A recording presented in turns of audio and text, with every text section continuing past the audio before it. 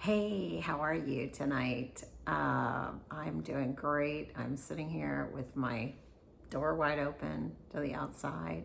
It's beautiful here right now in Florida. This is the best time of year to be living here. But anyway, I am going to be reading, let's see, on page 107, probably about three-quarters of the way down from the, or a quarter of the way from the bottom.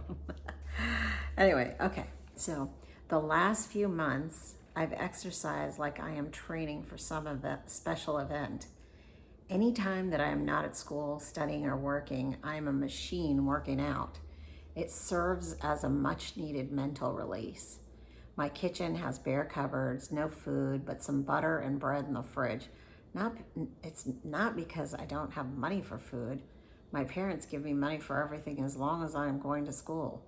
I'm also working part-time at a restaurant, so I never have to do without any material things that many college students are scraping by to have, such as food or rent. From the outside, I have a great life, and it appears as though I have it all together. People think I am pretty, smart, and have everything going for me. College boys are asking me out on the way to class after work, working out at the gym, and they even follow me home to find out where I live so they can knock on my door and ask me out. I still think I am unwanted, unattractive, and that I stick out like a sore thumb. There are no girls I connect with, only girls that are party friends. Thus, I spend most of my time alone and working out to keep myself sane. I wish I could have one true friend, one that I can talk to about my deepest, darkest pain. That damn so-called best friend from high school just dumped me in a 7-page letter. She thinks she is too good for me. I am not cultural enough. She's probably right. Today is just another day, class in the morning, and then I race home to get my running shoes on so I can jog between rain showers to the recreation center to take an aerobics class, jog back, and then ride my bike for 10 miles. Between class and exercise, I bring out the one thing that is a loyal friend to me. It is always there to lift me up and to help me feel great about myself. I always have my cocaine. I love it. It makes me feel invincible. I'm a badass with this shit. Like I was telling you yesterday, this was a very, very dark time of my life.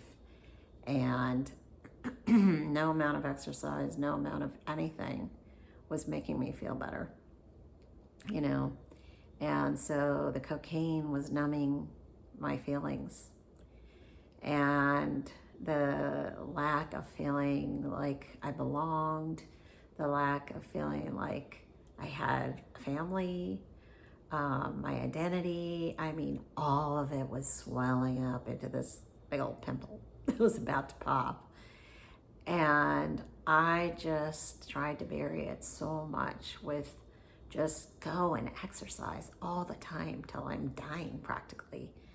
And snort a line of coke, you know. It became my best friend because I was lonely and I had no one else. And it was a really, really low time of my life. And I just, I look back at my little, 19-year-old self or whatever, and I think, man, it was just such a hard time, very lonely, very hard, very just dark place I was in. And, getting that letter from my friend who I thought had been my best friend for years, that was just a huge stab in my heart because I relied on that friendship for a lot of different things.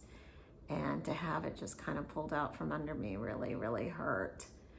But, things go on and life changes. And I feel like, the better I got, the better friends I got, the nicer I was to myself, the nicer friends I got. And the more I cared about myself, the more friends I got that cared about me. And, I think that's really the heart of it all, is when you're dealing with this level of trauma, you have to start liking yourself, taking care of yourself, and all the things that you want someone to do for you, you have to do for yourself, because no one's going to do it. Your friends are not going to do it. No one is going to do it until you do it for yourself. And it took me a long time to figure that out. I mean, through a lot of struggling and a lot of grief and a lot of victimhood and feeling like, you know, poor me, I'm a victim because no one wants to help me, you know, or whatever, just feeling sorry for myself. But once I realized that I really had to do these things for myself before I could expect others to do it for me, my life started to transform a lot. It changed a lot. Where I came from, you know, being a total victim, basically, to being more of a person who understands themselves and loves themselves and cares about themselves enough to take care of yourself, you know, kind of thing. So anyway, that's all I have to say about this part of the reading. I just want to thank you guys so much for doing this, because, you know, I am getting so much out of this. I am really realizing that the book was one level of healing for me.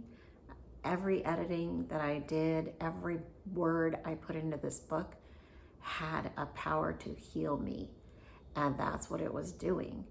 And so every time I would have to edit or rewrite, I had to go through a healing process of memories and all this stuff that was very difficult to face. And some parts of it was harder than others. But I am realizing that doing these videos and reading it out loud and sharing my feelings with you guys is a whole nother level of healing for me. So I just feel grateful and thankful that you're listening, because it's honestly helping me so much and healing so many layers of trauma that I've really healed most of it, but you don't ever fully heal. And there's always certain levels that are left to keep going through. Some just easier than others. And sharing this book with you guys and my experiences has helped me so much to heal. And I just want you to know that I really, truly appreciate you supporting me and hearing me and reading my book. It just